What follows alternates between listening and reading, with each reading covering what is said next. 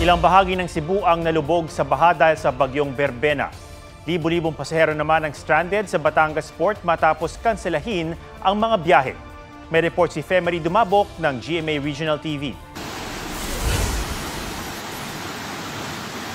Rumagasang matinding baha sa Barangay Poblasyon, Carcar City, Cebu.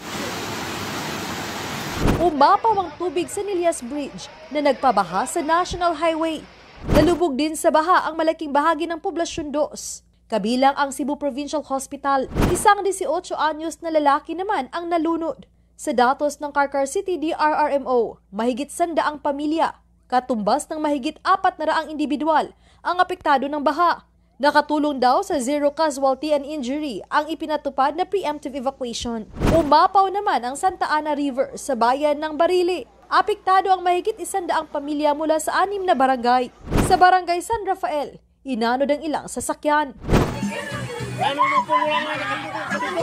Isang lalaking senior citizen ang nawalan ng balanse at nahulog sa Pakwan River. Nangunguha raw noon ng panggatong ang biktima ng tangayin ng agos. Patuloy siyang hinahanap. Naramdaman din ang epekto ng bagyong Verbena sa Cortez, Bohol, maging sa mga bayan ng Tubigon, Luon at Maribohok. Stranded naman sa Batangas Port ang mahigit 1,000 pasahero at mahigit 100 sasakyan. Kinansila ng Philippine Coast Guard ang lahat ng biyaheng pandagat bilang pag-iingat sa bagyo.